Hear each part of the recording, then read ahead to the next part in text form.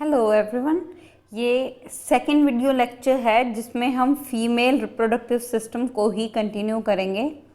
जो हमारा previous lecture था फीमेल रिप्रोडक्टिव सिस्टम का फर्स्ट लेक्चर, उसमें हमने डिटेल में बात की थी ओवरी के बारे में कि ये फीमेल रिप्रोडक्टिव सिस्टम का प्राइमरी सेक्स ऑर्गन है। तो आज हम आगे oogenesis की प्रोसेस के बारे में बात करने वाले हैं कि ओवरी एक ऑर्गन है, ओवम या एग जो है फीमेल गैमीट है। तो इस ओवरी में एग की फॉर्मेशन कैसे होती है ये सब हम आज के लेक्चर में डिस्कस करने वाले हैं। So just for a recap, female reproductive system is located in the pelvic region. Male reproductive except scrotum जिसके अंदर टेस्टीज होती है वो भी पेल्विक रीजन में ही होता है। Female reproductive system consists of ovaries, oviduct, uterus, cervix, vagina, external genitalia and certain glands। अभी हम ओवरीज की बात कर रहे हैं, पिछले लेक्चर में भी आज के लेक्चर में भी, लेकिन हम बाकी ऑर्गन्स के बारे में भी डिटेल में पढ़ेंगे। All the parts of female reproductive system can be grouped into two categories: primary sex organ and secondary sex organ. Next, primary sex organ में क्या इन्वॉल्व है? Organ which produce gametes and sex hormones, बात की थी। जो female sex hormone है वो है एस्ट्रोजन एंड प्रोजेस्टेरोन, और जो मेन प्राइमरी सेक्स ऑर्गन है वो है ओवरी। वो क्या है? ओवरी। ठीक है। सेकेंडरी सेक्स ऑर्गन की बात करें तो ये प्राइमरी सेक्स ऑर्गन की हेल्प करते हैं, और बाकी सारे ऑर्गन जो हमने ओविडक्ट पढ़ी, ठीक है, वेजाइना, सर्विक्स, एसेसरी ग्लैंड, सब कुछ सेकेंडरी सेक्स ऑर्गन्स का पार्ट है। फिर हमने स्ट्रक्चर देखा, ये जो है ये क्या है? यूट्रस। और जो स्पेसिफिकली कलर्ड ये लेयर दिखाई हुई है ना तीनों तरफ, ये है एंडोमेट्रियम, और इसका काफ़ी इम्पोर्टेंट रोल होता है फीमेल रिप्रोडक्टिव सिस्टम में। ये दोनों तरफ पेयर ऑफ ओवरी होता है हर फीमेल में, और दोनों तरफ ये जो दिख रहा है ये ऐसे, ये है फेलोपियन ट्यूब। मैंने बोला था फर्स्ट लेक्चर में कि इसी फेलोपियन ट्यूब को हम ओविडक्ट भी कहते हैं। ये बात मैं आपको बता चुकी हूँ, कोई डाउट नहीं होना चाहिए। इसके 3 पार्ट्स बताए थे: इन्फंडिबुलम, एम्पुला, इस्थमस। ठीक है। एंडोमेट्रियम और मायोमेट्रियम, पेरीमेट्रियम, इन सब के बारे में हम डिटेल में तब पढ़ेंगे जब हम यूट्रस को डिस्कस कर रहे होंगे। वेजाइना जो है वो ओपनिंग है, फीमेल रिप्रोडक्टिव सिस्टम की ओपनिंग है, जिसके थ्रू पीनस एंटर करता है, इजैकुलेशन की प्रोसेस होती है, और जो सीमन है जिसके अंदर स्पर्म्स भी हैं वो फीमेल रिप्रोडक्टिव सिस्टम के अंदर एंटर करते हैं। फिर स्पर्म जो है सर्वाइकल कैनाल के थ्रू सर्विक्स से होके, ये पोर्शन जो है मैंने कल भी बताया था, ये है सर्विक्स, ये पूरा पोर्शन। इसके अंदर कैनाल जो रास्ता होता है उसको हम सर्विकल कैनाल बोलते हैं, जिसकी ओपनिंग होती है यूट्रस के अंदर। ठीक है। यूट्रस से स्पर्म जो हैं वो जाते हैं यहाँ तक, एम्पुला तक। ये जो पोर्शन है ये एम्पुला है, यहाँ तक जाते हैं, और यहाँ पे उस टाइम पे ओवा यानी कि जो सेकेंडरी oocyte की स्टेज में होता है। मैंने कल बताया था ना कि जब फर्टिलाइजेशन होती है तो जो एग होता है वो किस स्टेज में होता है? सेकेंडरी oocyte की स्टेज में होता है एग, ये बता चुकी हूँ। तो बर्थ कैनाल, एक क्वेश्चन था कि बर्थ कैनाल किसको कहते हैं? वेजाइना प्लस सर्विक्स जिसके अंदर सर्वाइकल कैनाल है उसको हम बर्थ कैनाल बोलते हैं, क्योंकि जब यूट्रस से बाहर पार्चुरेशन के टाइम जब बेबी बाहर आता है, उसका बर्थ होता है, तो वो यहीं से बाहर आता है, तो इसको हम बर्थ कैनाल भी बोलते हैं। बट ये हम पार्चुरेशन जब डिटेल में पढ़ेंगे तब हम अच्छे से इसको डायग्रामेटिक रिप्रेजेंटेशन के थ्रू समझेंगे। आगे प्राइमरी सेक्स ऑर्गन्स की हम बात कर चुके हैं, ओवरीज की बात कर चुके हैं। मैं दोबारा ज़्यादा डिटेल में नहीं जाना चाहती, मैं बस रिवीजन के लिए बता रही थी कि ओवरी को हम दो पार्ट्स में डिवाइड करते हैं, कोर्टेक्स और मेडुला। और मीजोवेरियम के बारे में बताया था कि एक डबल लेयर फोल्ड होता है पेरिटोनियम का। पेरिटोनियम क्या होती है? बॉडी वॉल ही होती है, जो बॉडी की इनर वॉल होती है उसको पेरिटोनियम बोलते हैं, पैराइटल पेरिटोनियम, उसका ही फोल्ड होता है मीजोवेरियम। तो दो टाइप के लिगामेंट होते हैं। पहला जो ओवरी को यूट्रस से अटैच करता है जिसको हम बोलते हैं ओवेरियन लिगामेंट, जिसको हम बोलते हैं ओवेरियन लिगामेंट। दूसरा है सस्पेंसरी लिगामेंट जो कि पेल्विक वॉल से अटैच करता है। हाइलम मैंने डायग्राम में आपको दिखाया था, एक सेकेंड, अगर मैं डायग्राम की बात करूं तो ये डायग्राम काफ़ी डिटेल में हमने डिस्कस किया था। तो हाइलम की बात कर रहे थे, ये पॉइंट जो है बच्चे, एक सेकेंड, ये जो पॉइंट है ये है हाइलम, राइट। यहाँ से क्या है, ब्लड वेसल्स और नर्व्स जो हैं वो एंटर करती हैं, और जहाँ तक ये रहती हैं वो पार्ट होता है इनर यानी कि मेडुला। ये इसके बाहर जितना भी एरिया बचता है, ये वाला ये सब किस में आता है? कोर्टेक्स में। तो ओवरी को हमने दो जोन्स में डिवाइड किया है, ओवेरियन कोर्टेक्स, ओवेरियन मेडुला। इसके बाद हमने फोलिकुलोजेनेसिस की स्टेजेस के बारे में बात की थी कि सबसे पहले एट बर्थ वो होता है प्राइमोडियल फोलिकल की स्टेज में, फिर आती है प्राइमरी फोलिकल की स्टेज, सेकेंडरी फोलिकल की स्टेज, टर्शरी फोलिकल, और फाइनली ये स्टेज आती है ग्राफियन फोलिकल हम जिसको बोलते हैं। फिर वो जो है oocyte रिलीज करता है, और किस स्टेज पे रिलीज करता है? सेकेंडरी oocyte की स्टेज पे। उसके बाद एक येलो बॉडी की शेप ले लेता है, ये है कोपस ल्यूटियम। ये क्या सिक्रीट करता है? ये प्रोजेस्टेरोन सेक्स हार्मोन सिक्रीट करता है, करेक्ट। और उसके बाद फर्दर जब ये डीजनरेट होता रहता है तो एक स्टेज के बाद ये वाइटिश स्ट्रक्चर बन जाता है जिसको हमने बोला था कोपस एल्बिकेंस। तो ये सब कुछ हमने कल डिटेल में पढ़ा था जब हमने फोलिकुलोजेनेसिस की प्रोसेस की थी। अब हम आगे oogenesis की प्रोसेस करेंगे। हमने कहा कि फोलिकल के अंदर ये जो स्ट्रक्चर दिख रहा है ना, ये oocyte है, सेकेंडरी oocyte की स्टेज में ये रिलीज हुआ है। लेकिन कल हमने फोलिकुलोजेनेसिस से प्राइमोडियल फोलिकल से प्राइमरी के टाइम क्या क्या ट्रांसफॉर्मेशन हुई, प्राइमरी से जब वो सेकेंडरी फोलिकल बना क्या क्या ट्रांसफॉर्मेशन हुई, ये सब तो फोलिकल के लेवल पे बात की। लेकिन oocyte की, इसके अंदर जो oocyte है उसकी क्या क्या स्टेजेस थी, वो सेकेंडरी oocyte हम उसको क्यों बोल रहे हैं, वो सब हम आज डिटेल में करने वाले हैं। तो ओव्यूलेशन की बात करेंगे। ओव्यूलेशन में क्या है? The process of formation of gametes in the ovary is term as oogenesis। ऐसे ही स्पर्मेटोजेनेसिस थी, process of formation of gametes in testis.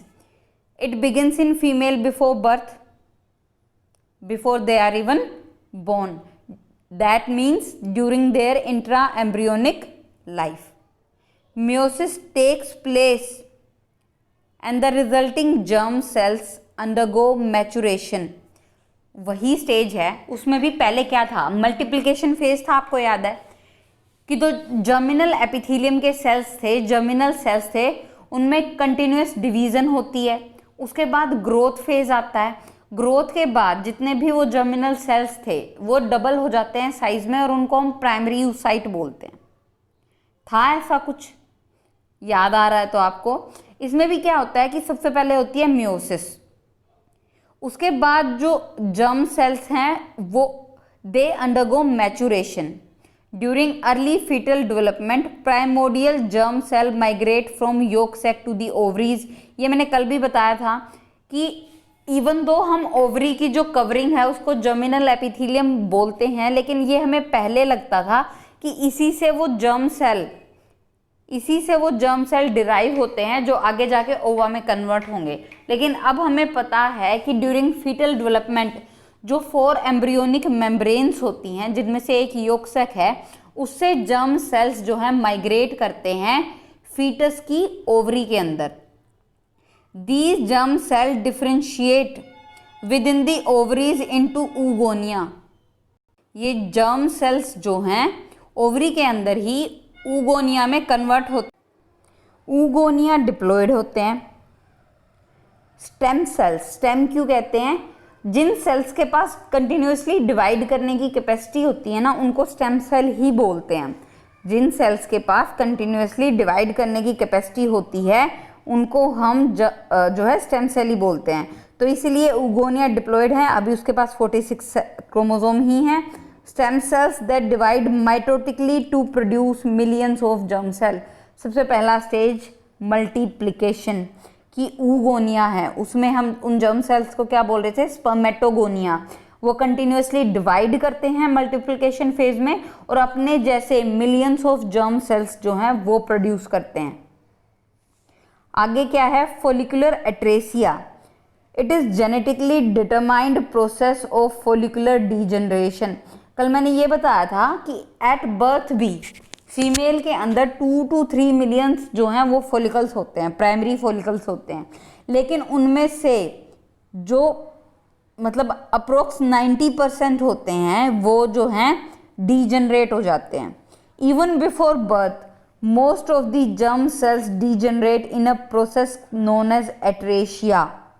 क्या बोलते हैं, एट्रेशिया की बात हमने कल भी की थी। A few however develop into larger cells called primary oocyte that enter prophase of meiosis 1 during fetal development but do not complete that phase until after puberty। क्या कहने की कोशिश कर रहे हैं ये कि सबसे पहले जो जर्म सेल योग सेक्स से ओवरी के अंदर आए, उन्होंने माइटोटिकली डिवाइड किया, यानी माइटोसिस की प्रोसेस से डिवाइड किया और मिलियन ऑफ जर्म सेल्स बनाए। क्लियर है। उसके बाद इन्होंने क्या कहा, उनमें से ज़्यादातर most of the germ sales जो हैं बर्थ से पहले ही डीजनरेट हो जाते हैं, लेकिन कुछ जो हैं वो बर्थ से पहले ही डेवलप हो जाते हैं, यानी ग्रोथ फेज में जाते हैं और डबल हो जाते हैं साइज में, और उनको हम बोलते हैं प्राइमरी oocyte। अब प्राइमरी oocyte जो है, अब मियोसिस की प्रोसेस स्टार्ट होने वाली है। अब तक जो था माइटोसिस हुआ था और ग्रोथ हुई थी, अब जो है क्या स्टार्ट होगा, मियोसिस की प्रोसेस स्टार्ट होगी। मियोसिस में हम दो उनमें डिवाइड करते हैं, meiosis first and meiosis second. Meiosis first जो होती है बच्चे, वो होती है रिडक्शनल डिवीज़न। क्या होती है वो, रिडक्शनल डिवीज़न, यानी कि मियोसिस फर्स्ट जब होती है उसी में ही क्रोमोसोम हाफ हो जाते हैं। फर्स्ट मियोसिस हुई, मान लो एक सेल है उसमें मियोसिस फर्स्ट हुई, इसके पास 46 क्रोमोसोम हैं, और जो डॉटर सेल आएगा हमारे पास, दो डिवाइड होंगे, दो सेल बनाएंगे, इसके पास भी 23 क्रोमोसोम होंगे, इसके पास भी 23, यानी कि इन्होंने 46 क्रोमोसोम की रिडक्शनल डिवीज़न की 23 में। तो ये जो हैं बर्थ के टाइम ही जिन्होंने डीजनरेट होना होता है वो डीजनरेट हो जाते हैं, और जिन्होंने ग्रोथ की होती है वो प्राइमरी oocyte में डेवलप हो जाते हैं, और प्राइमरी oocyte जो है मियोसिस 1 की प्रोफेज में एंटर कर जाता है। आपको स्टेजेस याद है ना, चाहे माइटोसिस हो चाहे मियोसिस हो, प्रोफेज, मेटाफेज, एनाफेज, टीलोफेज।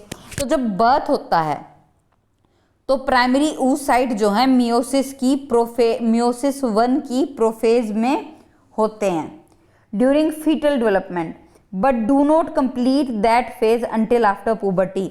यानी कि बर्थ होती है तब भी जो है प्राइमरी oocyte इसी स्टेज में रहते हैं। प्रोफेज ऑफ मियोसिस 1 नीट का क्वेश्चन है, 1 मार्क का क्वेश्चन है। प्रोफेज ऑफ मियोसिस 1, वो अभी उन्होंने मियोसिस 1 भी कंप्लीट नहीं की है, वो डिप्लॉयड ही है क्योंकि कंप्लीट नहीं हुई मियोसिस 1। मियोसिस 1 की भी सारी स्टेजेस जब कंप्लीट हो जाएंगी, प्रोफेज हो जाएगा, मेटाफेज हो जाएगा, एनाफेज और टीलोफेज, तभी हम कहेंगे कि मियोसिस 1 कंप्लीट होगी और 23 क्रोमोसोम्स वाले 2 डॉटर सेल बन गए। लेकिन अभी ऐसा नहीं हुआ।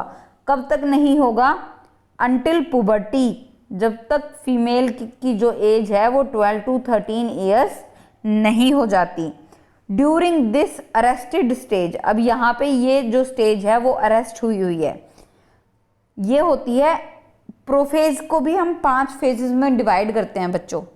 अगर आपने डिटेल में मियोसिस पढ़ी है तो आपने पढ़ा होगा कि जो मियोसिस है या माइटोसिस है उसको हम प्रोफेज, मेटाफेज, एनाफेज और टीलोफेज में डिवाइड करते हैं, लेकिन पर्टिकुलरली प्रोफेज को भी हम 5 स्टेजेस में डिवाइड करते हैं, जिसमें से एक जो मिडिल स्टेज होती है डिप्लोटीन,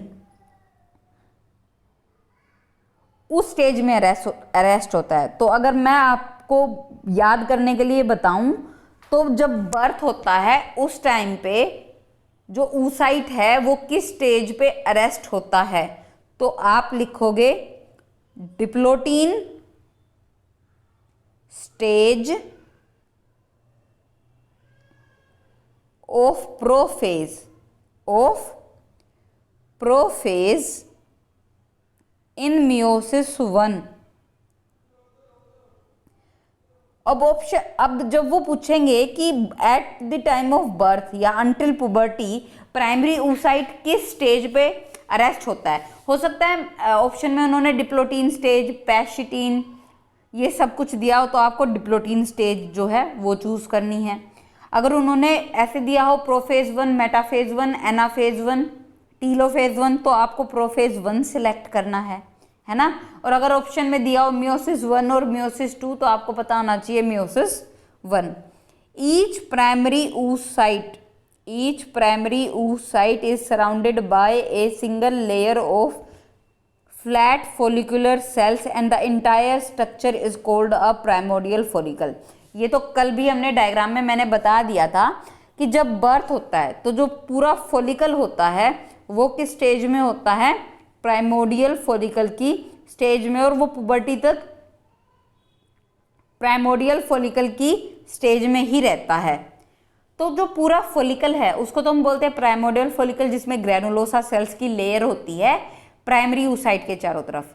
तो 2 चीज़ें आज क्लियर होनी चाहिए कि फॉलिकल होता है at the time of birth, primordial follicle होता है, उसके अंदर क्या होता है, एक लेयर होती है फ्लैट सेल्स की जिसको हम ग्रैनुलोसा सेल्स बोलते हैं, और अंदर जो है प्राइमरी oocyte होता है जो कि अरेस्टेड है diplotene stage of prophase 1 of meiosis 1।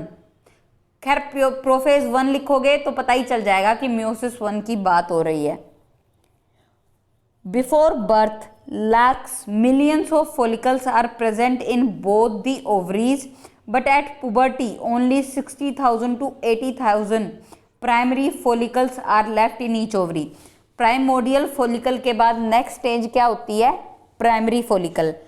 तो कल भी बात हुई थी कि 2 to 3 मिलियन प्राइमोडियल फॉलिकल होते हैं at the time of birth, लेकिन पुबर्टी के टाइम सिर्फ 60,000 to 80,000 primary follicle, not primordial follicle, primary follicle रह जाते हैं। oogenesis के बारे में अगर हम बात करें, each month after puberty until menopause gonadotrophins, 2 हैं FSH और LH, secreted by anterior pituitary further stimulate the development of several primordial follicle, although only one will typically reach the maturity needed for ovulation। क्या इन्होंने बोला कि यहाँ पे gonadotrophin की बात है, जो GnRH होता है यानी गोनाडोट्रोफिन रिलीजिंग हार्मोन होता है वो तो हाइपोथैलेमस सिक्रीट करती है, और ये हार्मोन वर्क करता है एंटीरियर पिट्यूटरी ग्लैंड के ऊपर, और उनको कहता है कि गोनाडोट्रोफिन सिक्रीट करो जो कि है FSH और LH, फॉलिकल स्टिमुलेटिंग हार्मोन और ल्यूटिलाइजिंग हार्मोन। वो क्या करते हैं, हेल्प करते हैं प्राइमोडियल फॉलिकल्स की डेवलपमेंट में। लेकिन हर मंथ जो 28 डेज का रिप्रोडक्टिव साइकिल्स होता है फीमेल के अंदर, वो भी हम एक लेक्चर में डिटेल में पढ़ेंगे। हर मंथ सिर्फ एक ही ग्राफियन फॉलिकल मैच्योर होता है और ओवम जो सेकेंडरी oocyte की स्टेज में होता है उसको रिलीज करता है। A few primordial follicle start to grow develop into primary follicles. Each primary follicle consist of a primary oocyte that is surrounded by a stage of development by several layers of cuboidal and low columnar cells called granulosa cells। ये सिर्फ इतना कहने की कोशिश कर रहे हैं कि जब बर्थ होती है तो प्राइमोडियल फॉलिकल्स में ग्रोथ स्टार्ट हो जाती है। हालांकि जो उसके अंदर oocyte है वो अभी भी प्राइमरी oocyte की स्टेज पे ही अरेस्टेड है, लेकिन प्राइमोडियल फॉलिकल जो चारों तरफ प्राइमोडियल फॉलिकल्स है उसकी ग्रोथ होनी स्टार्ट हो जाती है, उसका साइज बढ़ जाता है। ठीक है, जिसमें लेयर होती है सेल्स की, ग्रेनुलोसा सेल्स की बात हमने कल भी बहुत बार कर ली थी। As the primary follicle grows, it forms a clear glycoprotein layer called zona pellucida between the primary oocyte and the granulosa cells। ये भी कल बात की थी कि जैसे जैसे प्राइमरी फॉलिकल ग्रो करता है वो अपने चारों तरफ ए सेलुलर, कल बोला था ना कि ए सेलुलर लेयर है, सेल्स की नहीं है, और जोना पेलुसिडा का रोल होता है कि एक स्पर्म ही एक एग को फर्टिलाइज कर पाएगा, तो वो खुद प्राइमरी oocyte ही सिक्रीट करता है। In addition stromal cells surrounding the basement membrane begin to form a organized layer called theca folliculi. ये भी कल हमने बात की थी थीका एक्सटर्ना और थीका इंटरना की, उसको हम दोनों को इकट्ठे बोलते हैं थीका फोलिकुलाई। ये सेल्स जो हैं वो ग्रेनुलोसा सेल्स के ही डिवाइड होने से बने थे। अगर आपको याद है कि कल के लेक्चर में मैंने बताया था कि जैसे ये एक लेयर है ग्रेनुलोसा सेल्स की, ऐसे कुछ ऐसे उन्होंने क्या किया, कंटिन्यूसली डिवाइड करके एक और लेयर बना दी अपने चारों तरफ, और अब ये जो लेयर है इसको क्या बोला इन्होंने, थीका फोलिकुलाई।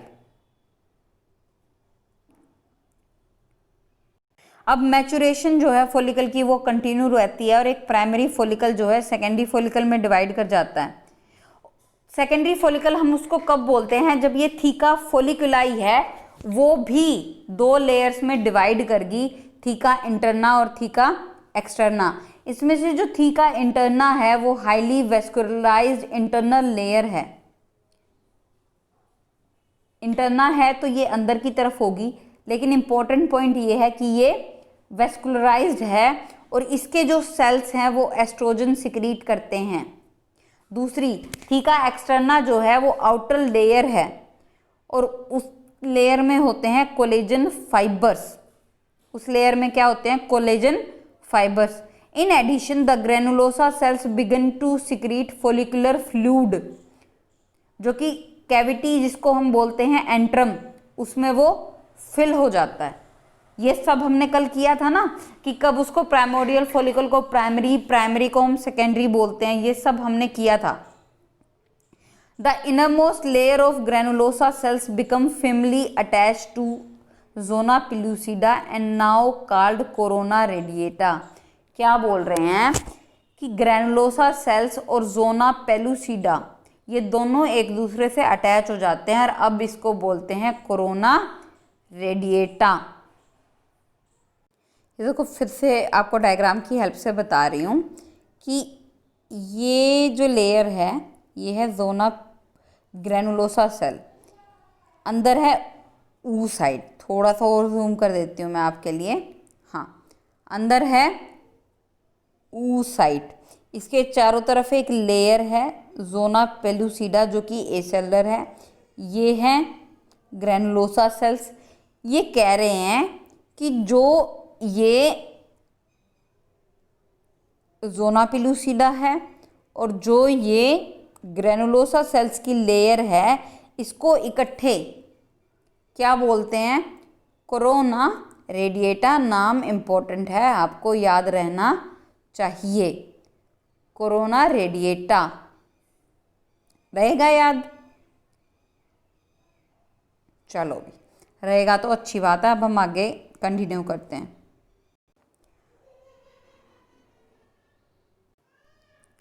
सेकेंडरी फॉलिकल आ गया, अब वो और भी बड़ा होता जाएगा, ग्रो करता जाएगा, डेवलप होता जाएगा, मैच्योर होता जाएगा और फाइनली ग्राफियन फॉलिकल हम उसको बोलेंगे।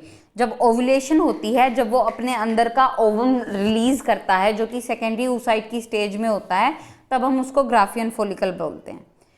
Within this follicle, just before ovulation, the diploid primary oocyte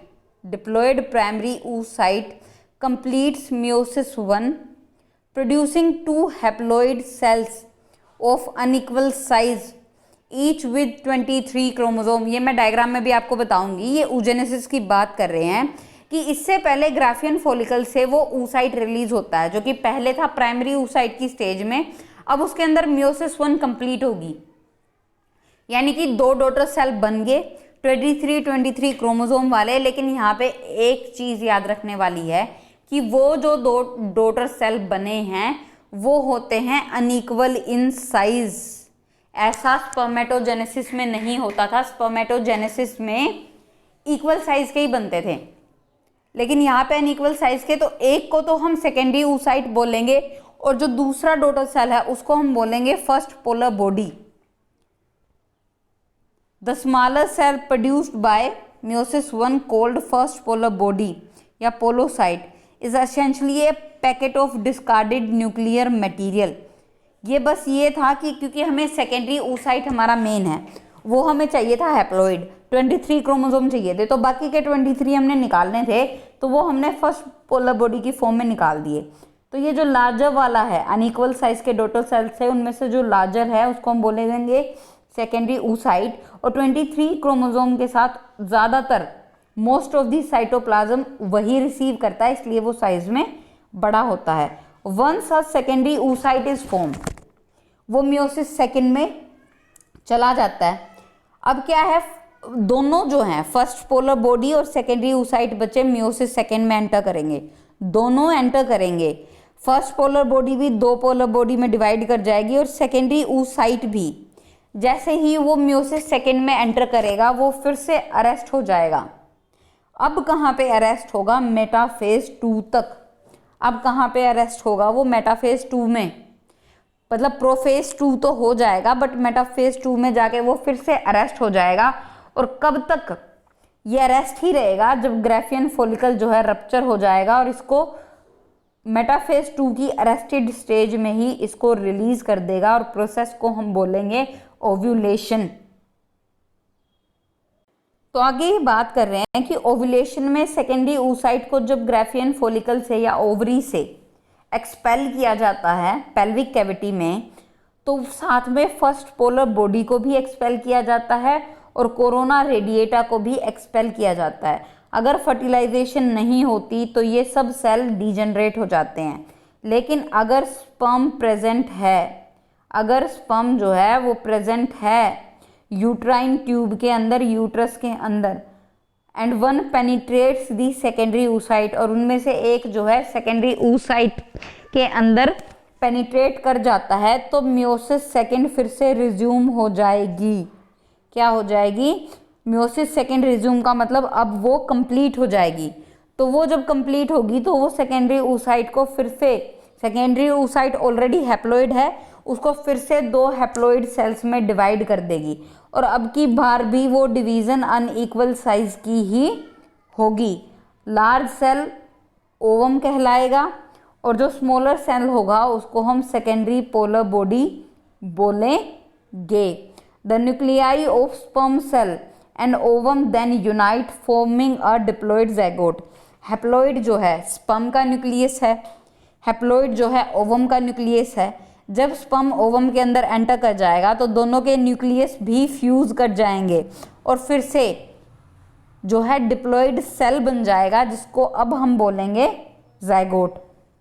और ये जो फर्स्ट पोलर बॉडी थी undergo another division to produce 2 polar bodies, then the primary oocyte। क्या बोल रहे हैं ये, थोड़ा फिर 1 मिनट, ठीक है। क्या बोल रहे हैं कि फर्स्ट पोलर बॉडी, अब देखो मियोसिस सेकेंड जब रिज्यूम हुई तो इधर से सेकेंडरी oocyte भी 2 सेल्स में डिवाइड कर गया, एक सेकेंडरी पोलर बॉडी और एक ओवम। और लेकिन जो फर्स्ट पोलर बॉडी है उसमें भी तो मियोसिस सेकेंड होगी ना, वो भी 2 पोलर बॉडी फिर से बनाती है। Then the primary oocyte ultimately give rise to the 3 haploid polar body. तो इसका मतलब प्राइमरी oocyte से टोटल 3 हैप्लॉइड पोलर बॉडी और एक ओवा प्रोड्यूस हुआ है। ये तीनों जो प्रोड्यूस हुई हैं वो डिजेनरेट हो जाएगी और सिर्फ सिंगल हैप्लॉइड ओवम जो है वही फर्टिलाइज करेगा। अगर फर्टिलाइजेशन होगी तो वो ज़ाइगोट में कन्वर्ट होकर आगे डेवलपमेंट करेगा।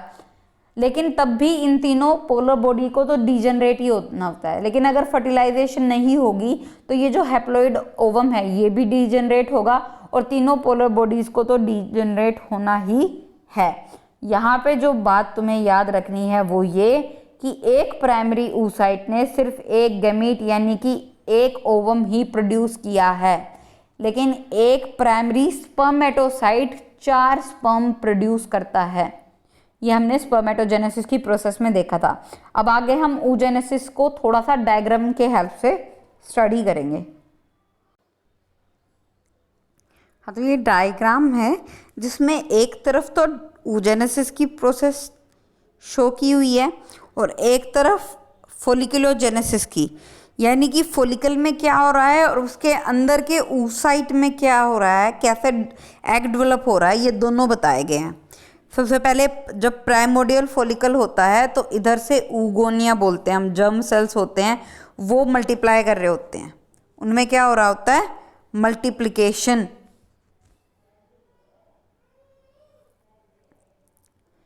तो बाद में वो प्राइमरी ग्रो करने के बाद डिप्लॉयड ही होते हैं, 2n दिख रहा है ना, प्राइमरी oocyte में कन्वर्ट हो जाते हैं।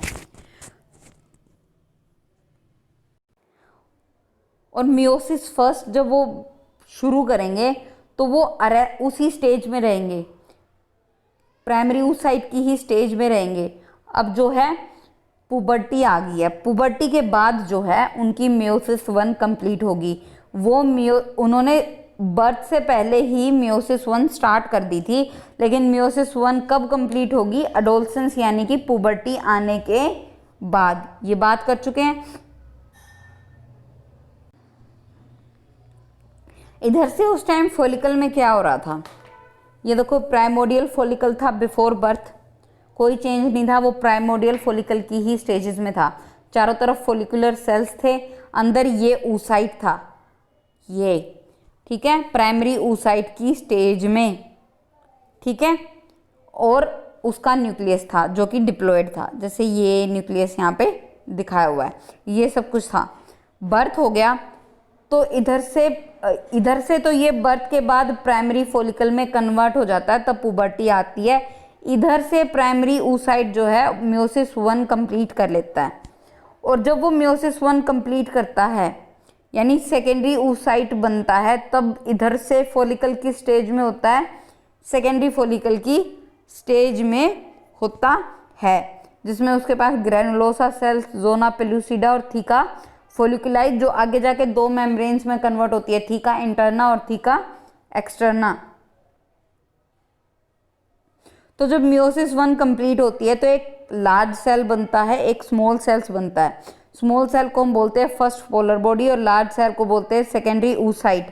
अब उसमें मियोसिस 2 स्टार्ट हो जाती है, लेकिन वो फिर से अरेस्ट हो जाती है।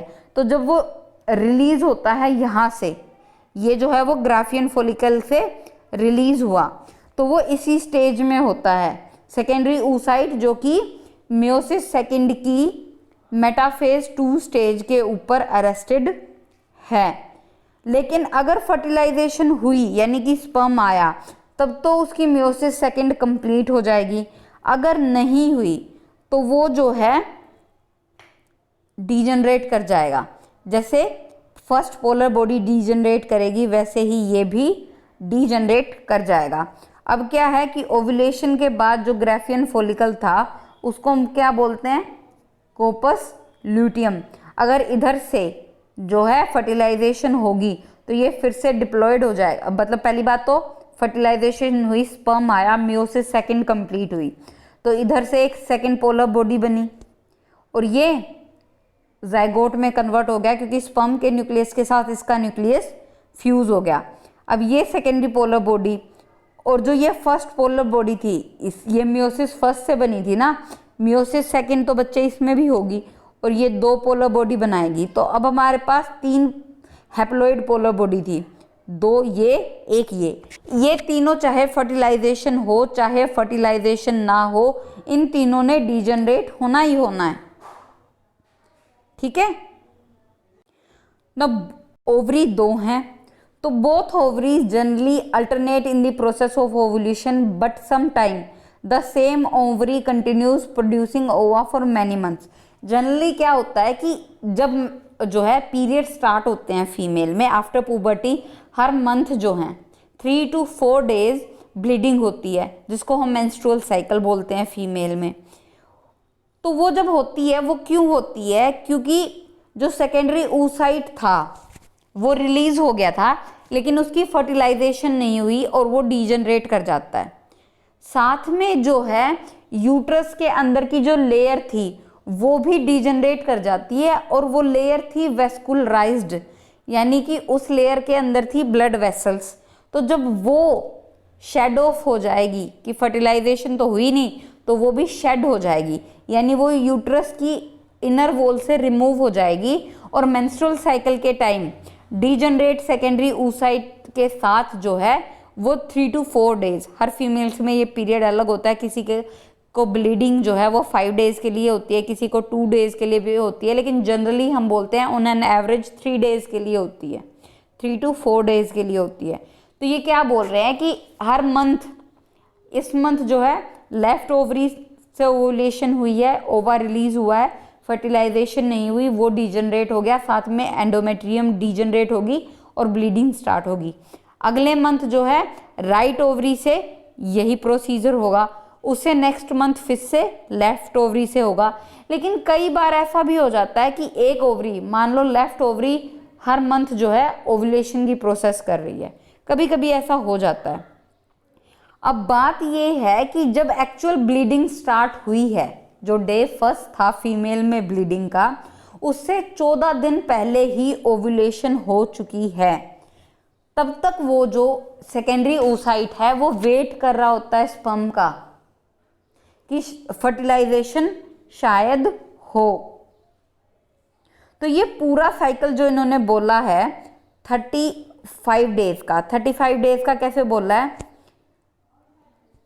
Day of ovulation will be 35 - 14 21 days. ये एक्चुअली क्या कहने की कोशिश कर रहे हैं कि जो है जो ब्लीडिंग है वो जो है हर 21 डेज के बाद स्टार्ट होती है। हम जनरली बोलते हैं एवरी मंथ, बट वो हर 21 डेज के साथ स्टार्ट होती है। फॉर एग्जांपल डे 1 है ब्लीडिंग का, किसी फीमेल के अंदर वो 5 दिन रही, तो कई बार क्या करते हैं उस 5वें दिन के बाद से जब वो ब्लीडिंग स्टॉप होगी, वो पहला दिन काउंट होता है कि हाँ ब्लीडिंग स्टॉप होगी, नेक्स्ट मंथ स्टार्ट हो गया। तो अगर हम ऐसे देखेंगे, उसको अगर फर्स्ट मानेंगे ब्लीडिंग स्टॉप होने के बाद, तो 21 डेज के बाद दोबारा ब्लीडिंग स्टार्ट होती है। हालांकि हार्मोनल प्रॉब्लम हो सकती है, उससे थोड़ा सा पहले भी हो सकती है, थोड़ा सा लेट भी हो सकती है। कई बार 2 मंथ्स जो है वो ब्लीडिंग स्टार्ट नहीं होती, वो अलग मैटर है, वो अलग चीज़ है। लेकिन जनरली जो है 21 डेज के बाद ब्लीडिंग दोबारा से स्टार्ट हो जाती है। जब ओवुलेशन होने वाली होती है, ग्राफियन फॉलिकल से सेकेंडरी oocyte रिलीज होने वाला होता है, तो जो ल्यूटनाइजिंग हार्मोन है उसका लेवल बहुत बढ़ जाता है ब्लड के अंदर, जिसको बोलते हैं LH सर्ज। ये जो होता है हेल्प करता है ग्राफियन फॉलिकल की जो वॉल होती है उसको रप्चर करने में, ताकि जो सेकेंडरी oocyte है जिसको सराउंड किया हुआ है zona pellucida, corona radiata, cumulus oophorus, वो सब जो है ओवरी से रिलीज हो जाए। तो इसीलिए LH जो है वो ओवुलेशन काजिंग हार्मोन है। पता चला ना क्यों है? जस्ट बिफोर ओवुलेशन 24 आवर्स जो है ओवुलेशन में रहते हैं, तो LH का लेवल हमारे ब्लड में बहुत बढ़ जाएगा, तो वो ग्राफियन फॉलिकल की वॉल को रप्चर करने में हेल्प करता है, तो इसलिए उसको ओवुलेशन कॉजिंग हार्मोन बोलते हैं। ओवुलेशन के बाद जो रिमेनिंग सेल्स हैं ग्राफियन फॉलिकल के, वो एक टेम्पररी ग्लैंड बनाते हैं। ग्लैंड हर एक स्ट्रक्चर को बोलते हैं जो कि कुछ ना कुछ सिक्रीट कर रही हो, और कॉर्पस ल्यूटियम भी प्रोजेस्टेरोन सिक्रीट करता है, इसलिए इन्होंने बोला है कि वो एक ग्लैंड है। कॉर्पस ल्यूटियम, जिसको जनरली येलो बॉडी भी बोलते हैं क्योंकि वो येलो इन कलर, माइक्रोस्कोप में जब हम देखते हैं तो वो येलो कलर का दिखता है। और ग्लैंड क्यों बोलते हैं? क्योंकि वो प्रोजेस्टेरोन सिक्रीट कर रहा होता है। हाँ जी, तो ओवुलेशन कुछ ऐसा है जो oogenesis, ओवुलेशन और फोलिकुलोजेनेसिस में समझ में ना आया हो। हाँ, ये तीनों अलग अलग चीज़ें हैं। oogenesis और फोलिकुलोजेनेसिस जो है वो साथ साथ चलती है प्रोसेस, लेकिन सबसे इम्पॉर्टेंट मैं चाहती हूँ कि तुम्हें स्पर्मेटोजेनेसिस और oogenesis में डिफरेंस पता हो। मैं दोनों एक एक लेक्चर में बता चुकी हूँ कि स्पर्मेटोजेनेसिस में कैसे एक प्राइमरी स्पर्मेटोसाइट से 4 स्पर्मेटोजोआ, जिनको स्पर्म भी बोलते हैं, वो प्रोड्यूस होते हैं, लेकिन एक प्राइमरी oocyte से सिर्फ एक ओवम ही प्रोड्यूस हुआ। तो ये डिफरेंस था, और ये आपका होमवर्क है कि ऐसे ही डायग्रामेटिक रिप्रेजेंटेशन के थ्रू आपको जो है एक पेज के ऊपर स्पर्मेटोजेनेसिस और oogenesis के अंदर जो है डिफरेंस थ्रू डायग्रामेटिक रिप्रेजेंटेशन मुझे बताना है, क्योंकि इसकी जो स्कीमेटिक या डायग्रामेटिक रिप्रेजेंटेशन है स्पर्मेटोजेनेसिस की, वो 5 मार्क्स के क्वेश्चन में आती है सीबीएसई बोर्ड में। तो इससे हेल्प भी होगी, और जब आप एक पेज पे दोनों ड्रॉ करेंगे तो आपको डिफरेंस भी पता चलेगा। ठीक है, और अगर oogenesis, फोलिकुलोजेनेसिस इनमें से कुछ समझ में नहीं आया तो लेट मी नो। आज के लेक्चर में हमें इतना ही कवर करना है। Thank you very much.